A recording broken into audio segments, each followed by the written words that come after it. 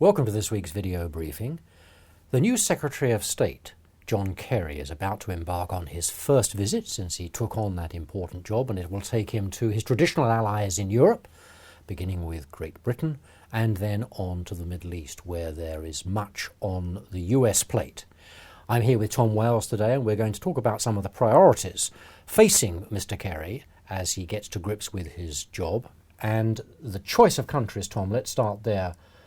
There's rather an obvious significance about many of the destinations. They include Saudi Arabia, the UAE, and Turkey. Well, the U.S. policy under this president, that is Barack Obama, and he remains president for all the fact that his Secretary of State has changed, has exhibited two characteristics for the most part. One is that it tends to have been generated and run from the White House, with a few exceptions, which actually is a bit of a problem for John Kerry coming into the job. It was a regular frustration for Hillary Clinton, his predecessor. The second characteristic of his foreign policy is, for the most part, it's been reactive. And that's the way it's often described by the president's critics. I think that's a fair criticism, though.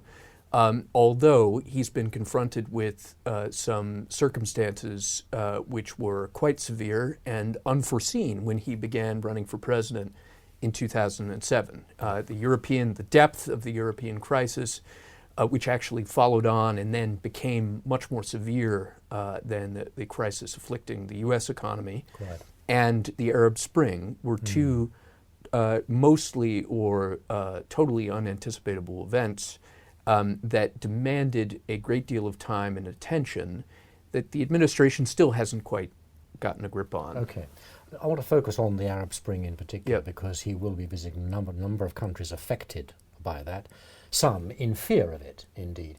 If we look 2 years on at the events that have unfolded there and look at the US foreign policy profit and loss account, do we think that the United States has secured gains in this process, secured losses? Where on the net side does the US think it's coming out? Well, it depends on who you talk to, unfortunately. And because the region is so much still in a state of flux, it's very hard to make this kind of firm finding in terms of where the ledger stands in terms of U.S. interests.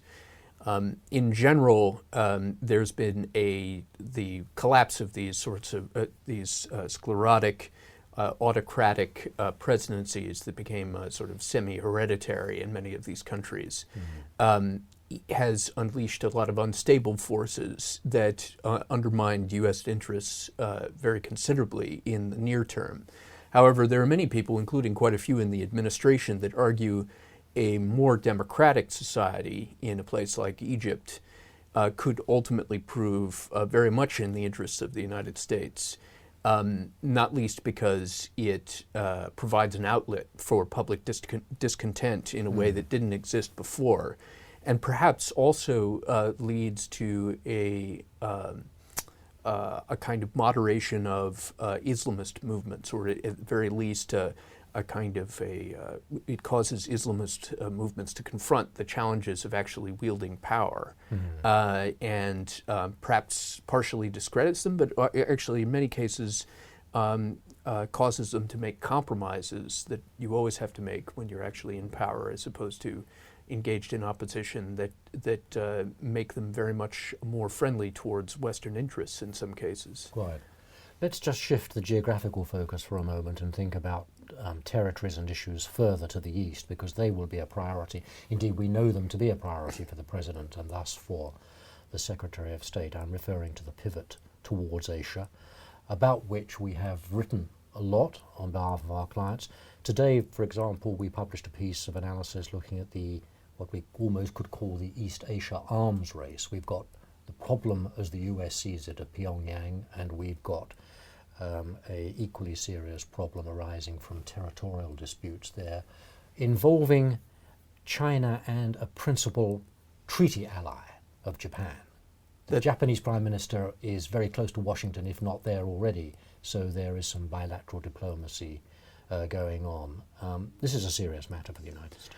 Well, it is, and this is the one region of the world where U.S. diplomacy has been very proactive. In other words, it's tried to shape the evolving strategic environment in Asia in a way that suits U.S. interests. And actually, I would argue, and I think the administration would argue, that this has been a success. At least it's been relatively successful, at least in part due to quite a few Chinese own goals, in the sense that China, beginning in 2010, started to take a number of actions that antagonized its neighbors. And the U.S. has been able to step into that sort of space and position itself, or at least it sees itself as an arbiter, and in some ways a balancer. In some ways, you could see the administration's effort in Asia as an exercise in old-fashioned realism, so-called, in a foreign policy sense. It's tried to turn the U.S. into a bit of a balancer, both in a military sense and a strategic sense in terms of trade with the Trans-Pacific Partnership Initiative. The TPP is still very much stalled or very gradually moving forward, awaiting Japanese elections during the middle of the year, at which point its prospects might improve a bit. The strategic question has evolved in a way that's more favorable to the United States, but also potentially more unstable. We're very concerned about the incipient arms race, or more than incipient, the ongoing arms race in Northeast Asia. The fact is, as our piece today explains, North Korea may be the focus and the proximate cause for a lot of this rearmament, but the great powers in the region, and lest we forget, North Korea is not one of them, are actually looking at each other, not North Korea. And some actions that are actually taken in response to perceived North Korean threats are perceived as a threat by other great powers in the region. Let's turn finally back to the United States and consider the maxim that to be strong abroad you need to be strong at home, and consider the US domestic assets and the extent to which their health or otherwise plays into the strength of foreign policy, whether it be prestige, whether it be policy effectiveness in a more material way. Do you think that the United States, with some of the political partisanship at work, with some of the economic difficulties that have been unfolding, is struggling somewhat because of those reasons to make an impression in the wider world and secure its goals? I think the U.S. is perceived abroad and at home as well as a power that is very much stagnant, or maybe even in decline because of the current economic situation. I think this is very much incorrect. That is, if you look at the underlying data, for instance, in terms of U.S. industrial production since the cyclical trough in 2010, and you look at other measures of U.S. economic performance, they've actually been pretty decent, despite all the headwinds that we've had recently from the fiscal cliff issue or the fiscal slope issue. So I think that these perceptions may alter as the economy gradually turns around late this year and early next year. What Kerry and the President really need to do, though, and I think this is recognized within the State Department, if not completely within the White House, is attend to foreign policy in their own backyard. In other words, the North American community.